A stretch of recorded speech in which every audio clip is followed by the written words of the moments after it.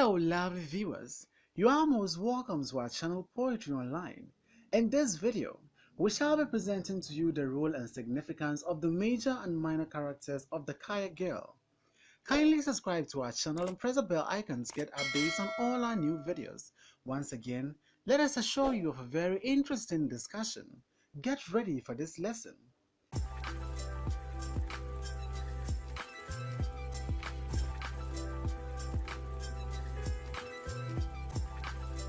The major and minor characters of the novel include the following: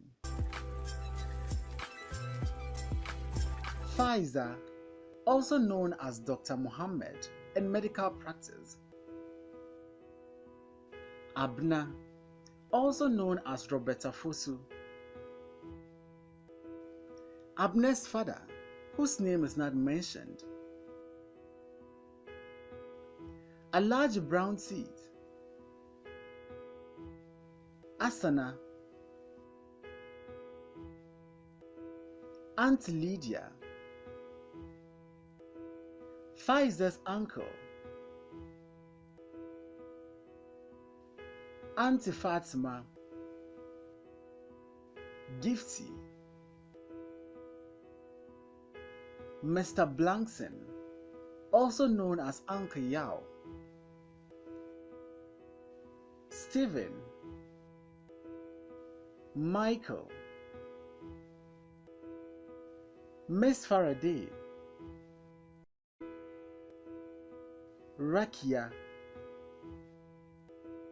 Dr. Ampia; Auntie Omotola, also known as Auntie Omo; Charlie; Malik; Abna's mother; Clarice; Lizzie; Helena Owusu; Alex Ampofu, and Isabella. Let's now consider the role, significance, and contribution of these characters to the plot of the Kaya Girl. The eponymous character Faiza is a porter from the northern region of Ghana, specifically Tolong. She travels to Accra with the consent of her aunt, Auntie Fatima, to look for Asana, the daughter of Auntie Fatima, who escaped a forced marriage with the famous Alhaji Brown Seed. Faiza is a 14-year-old girl from an underprivileged home, who accidentally becomes a friend of Abna, the daughter of a doctor. She is presented as a strong girl, who defied all odds to become a medical doctor, therefore changing the narrative and spreading the message that one can be anything so long as he or she is determined. She succeeds in finding Asana in KJTM market and honors her promise of going back to her aunt, Auntie Fatima, even after she was liberated from the outmoded custom of staying with her father's sister and helping her out. Faiza is a character who is very optimistic and cheerful in spite of all that is happening around her. She boldly handled the embarrassment of being accused of stealing from Auntie Lydia's shop. Even her personality is worth commenting on. Despite coming from an underprivileged home, she never for once was pressured to behave in a certain way to be loved by anyone. She carries herself as someone who is worth the respect of the readers. After she found Asana, Faiza resisted the temptation of learning a trade. As her plans were bigger, she wanted to get herself educated. She joined an NGO free classes program and later enrolled in junior high school after 1 year, with her only support coming from her own savings, Auntie Fatima, and Asana. She was able to complete senior high school and had a scholarship to study medicine for 7 years. She returns home after declining an opportunity to specialize in a particular field of medicine to serve her people. While working in Kolebu Hospital, she gets the opportunity to work in Abna's father's clinic, hoping to meet Abna's father, who is an expert in tropical diseases. Faiza was later reunited with Abna and got a chance to meet her family. Auntie Lydia also apologized to her for wrongly accusing her for the stolen money. Faiza represents the hope for every girl child and the need for one to be determined in life. Next is Abna. Abna is also known as Roberta Fosu. Abna is a 14-year-old girl who schools in the American school She joins her aunt, Auntie Lydia, in Ghana so that she can learn more about the Ghanaian culture. Abna helps Auntie Lydia by attending to customers, browsing, and surfing the internet. While at Mokola Market, she is attracted by the smile of a Kaya girl from the north and later becomes a friend. She taught Faiza how to speak English, Chi, and Ga. Her friendship with Faiza benefits the readers a lot, as the whole story is told from her point of view. After the painful separation of the two friends, Abna took it upon herself to write down Faiza's story, which she titled The Kaya Girl. Her story received a lot of praises from her teacher, Miss Faraday, and her parents, which encouraged her to develop it into her autobiography. Abna gained admission to the University of Ghana to pursue a BA degree in English. She later got married to Mike. While expecting her second child, she experienced several complications. Unfortunately for her, her father was out of the country, and a different doctor by name Dr. Muhammad attended to her. Dr. Muhammad turned out to be her long-lost friend Faiza. The two friends were reunited again, and Abna's second child was named after Faiza. Next is Abna's father. Abna's father is presented to the readers as one who is worthy of their admiration and love. He is someone who has a similar life to that of Faiza. His success rested on hard work, commitment, and dedication. He provides his daughter with the best education anyone can find. He cancelled his appointment at his hospital to take care of his daughter who was sick, as he called her his most important patient. He encouraged Abna not to be ashamed of her friendship with a Kaya girl from the north, using his own life as an example of how things turned out for him in the end. He encouraged Abna when she first wrote her essay on her experiences during her long summer vacation. Abna was encouraged to develop the story into her autobiography. He equally warmly welcomed Faiza the first time he met her at the party that was organized during the naming ceremony of baby Faiza. He hopes to meet Faiza in the hospital on Monday, as he considers it an honor to have Dr. Muhammad work in his clinic. He concludes by telling Faiza that, "You are our guest of honor tonight." Our next character is the famous Alhaji Brown Teeth. Alhaji Brown Teeth is a name given to him by Asana and Faiza. One interesting thing about this character is that, apart from the male characters in the cities of Accra and Kumasi, Alhaji Brown Teeth is not held up to the admiration of the readers. Hailing from the Muslim north of the northern part of Ghana, Alhaji Brown Teeth's attitude to women seems to have been largely shaped by his background. For him, women are a disposable community, just there for taking. Alhaji Brown Teeth had 3 wives and intends to marry Asana as the 4th wife. And what was his reason for marrying her? To mark his coming back from Mecca. He is quick-tempered and yet loved and admired by everyone in the village for his fame and for the fact that he owned the only corn mill and tractor of the village. His marriage to Asana failed when she joined a band of girls to run down south. He brought the police to the community to search for Asana. However, after a futile search for her, he immediately got married to another wife within a period of 1 month. Perhaps the novelist presents Alhaji Brown Teeth as a typical African who has failed to realize Africa is no longer traditional. Our next character is Asana. Asana is the daughter of Auntie Fatima and a cousin and best friend of Faiza in the house. Her parents told her to leave school and get married to Alhaji Brown Teeth, a man who was even older than her father. She cried day and night as a way of showing her disapproval of the marriage. However, her father was bent on taking the rich dowry from Alhaji Brown Teeth. In one sense, Asana is lucky to be a twin who lost her twin sister. She, being a twin, awarded her the opportunity of being with her mother and not sent to her father's sister. She considered Faiza as a twin sister comeback. She even attempted to kill herself. However, Faiza helps her to find herself in the early morning bus going down south. She started learning to sew in Kejetia market in Kumasi, and her madam was very nice to her. When Faiza found her, She tried to persuade Faiza into learning a trade. However, Faiza declined this.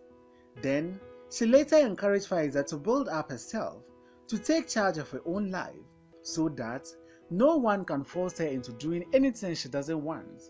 She gave Faiza some money to go back to Tolong. She even told Faiza that, "It's you who taught me what I am capable of. We can do wonders if we just believe in ourselves." She even escorted Faiza to Tamale when Faiza was going to the senior high school and gave her some money. Towards the end of the novel, it was revealed that Asana has opened one of the biggest shops in Tolong and owns a shop in Kejetia Market, which was booming. She even returned to the north and gave her parents enough money for them to see the positive side of her refusal to marry Alhaji Brown Seed. She befriended a young Dagomba man in Kumasi, whom she will marry since her ex-lover Malik is already married with children, and the thought of becoming a second wife is not in Asana's mind. Next on our list is Auntie Lydia. Auntie Lydia is Abna's auntie, who owned one of the fanciest shops in Mokola Market called Lydia's Palace. She sells fabrics and other accessories in the shop. She offers to take care of Abna during her long summer vacation. Her children attend a strictly Ghanaian boarding school. At first, she didn't like the growing friendship between Abna and Faiza. She came out with strict rules not to allow Faiza into the shop. The only time Faiza could ever enter the shop is when she was to carry goods. Hence, Faiza and Abna conducted their friendship outside her shop, which later became Faiza's station. As the novel progresses, Auntie Lydia begins to like Faiza and encourages her to always come to her shop, even when Abna goes to school. However, this was cut short when Gifty stole from Auntie Lydia's shop and Faiza was blamed for it. She later discovered that Gifty was a real thief and not Faiza. She therefore apologized to both Faiza and Abna and later invited them to a shop and presented them with expensive fabrics. We also realized the changes in her shop when Faiza and Abna visited her 15 years later. Her shop is now bigger, more elegant, with a greater variety of goods, and there are mirrors everywhere. She now has a computerized cash till and has introduced a new section for bridal fabrics and accessories. Indeed, Auntie Lydia is no longer a proper market queen. Her progress has made her a market empress. Next is Faiza's uncle and Asana's father. On the parade of forced marriage and male dominance comes Faiza's uncle. He is one of Alhaji Brownstee's friends who wanted to marry his daughter to the richest man in the community. When Asana protested against the marriage, he simply asked her if she was mad. Even when Asana cried day and night to show her disapproval of the marriage, her tears were not enough to soften her father's heart. It is clear from all indication that Asana is not the first girl in the household that her father had married off. After the wedding was jeopardized by Asana's absence, he went off to Alhaji's compound to face the consequences of Asana's actions. Faiza declares that he prostrated himself before Alhaji Brownseed, begging for forgiveness. Later that day, when a police car entered the village, he ran and hid in the bushes till after dark before venturing home. He made no effort whatsoever to look for Asana. Even when Faiza was doing well in school, he didn't contribute anything to educate her.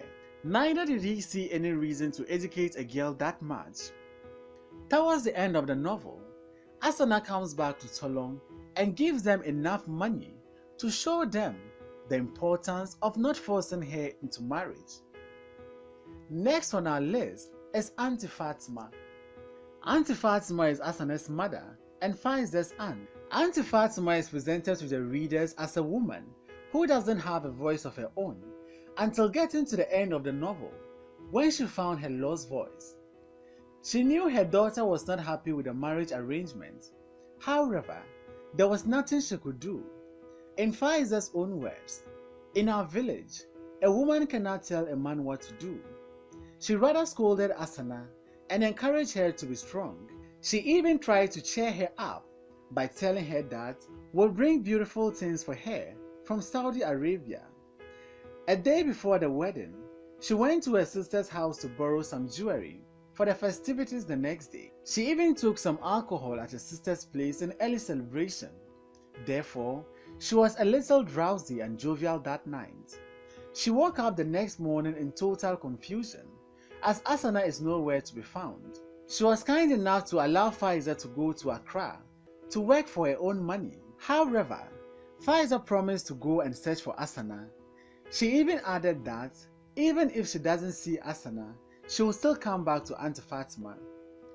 Auntie Fatima wept tears of joy when Faiza came back with the news that Asana was doing well in the city of Kumasi. She supported Faiza and encouraged her to go to school. She finally found her lost voice when she expressed her view on her husband's inability to see why a girl should acquire so much education. She told her husband that nobody was asking him to pay for Faiza's education, hence his opinion was not needed at all. Next on our list is the envious Gifty. Gifty is Auntie Lydia's maid. She is a daughter of Auntie Lydia's husband's many poor relatives from a village somewhere in eastern region. She is presented as someone with self-esteem issues. She sees the need to mimic or imitate Abna or the lifestyle of Europeans in order to please Abna. She despises Faiza, whom she doesn't quite understand why Abna chose Faiza over her. She takes pleasure in watching her favorite Mexican telenovelas on television when Auntie Lydia was away. Missing an episode of her favorite television program is her definition of crisis in life. She is always glued to the television that most customers were sometimes ignored by her, or they have to shout above the volume of the television set before getting her attention. No wonder the television developed a problem. She equally stole from Auntie Lydia's shop, and Faiza was accused for it. As the novel progresses, it was revealed that Auntie Lydia found out the truth for herself, and that Gifty was the real thief. She sent Gifty packing. Next is Mr. Blanson, also known as Uncle Yao. Mr. Blanson is the owner of Blanson's Electricals, where he sells, repairs and shows how to use electrical gadgets. He has a pair of handsome nephews named Stephen and Mike, who were nicknamed Peter and Paul by Abna and Faiza. He was also present at the get-together of Abna and Faiza and the outdooring of Abna and Mike's daughter. Next on our list of characters are Stephen and Mike. Stephen and Mike are the nephews of Mr. Blanson, who were also on long vacations from school and were assisting their uncle in his shop. They showed people how to use electrical gadgets on sale and help with the repairs of electrical machines like fans and televisions. They always made sure that the latest hip-hop or hip-life music was blaring from the shop. Stephen was nicknamed Peter and Mike was nicknamed Paul. Mike gained admission to the University of Ghana, Legon, where Abna met him in his final year. Steve, on the other hand, was in Kwame Nkrumah University of Science and Technology. Mike got married to Abna and they had 2 kids. Stephen, on the other hand, is not yet married, and Faiza is also still single. Hence, there is a hope that, in future, the two might get married. Let's now move to discuss another important character, Miss Faraday. Miss Faraday is Abna's English teacher in the American school. In their first English lesson, Miss Faraday asked them to talk about what they did during their summer holidays. She took keen interest in Abna's story and wanted to know more about the Kaya girl. She even thanked Abna for teaching the entire class about the life of Kayayo in the cities of Accra and Kumasi. Miss Faraday asked her students to write an essay based on their discussion in class. Abna's essay, which was titled The Kaya Girl, emerged as the best essay. Let's now move to one of the minor characters of the novel, who goes by the name Rakia. Rakia is Faiza's best friend, who reveals the secret of running down south to Faiza. Faiza uses this secret to save the life of Asana. Rakia is much fascinated by the things the returnees brought back during the groundnut harvest and didn't hesitate to travel down south when she had the chance to do so. Dr. Ampia is Abna's father's friend. He arranged for Dr. Mohammed to work in Abna's father's clinic. Auntie Omotola, also known as Auntie Omo, is a Nigerian woman who sells gele next door to Lydia's palace. She believes that every good lace needs a good gele. She's Auntie Lydia's next door neighbor at Makola Market. She equally allows Faiza to carry goods for her customers. Auntie Omotola spoke no Ghanaian language, hence pidgin was a more convivial vehicle of communication for her. Helena Owusu and Alex Ampofu.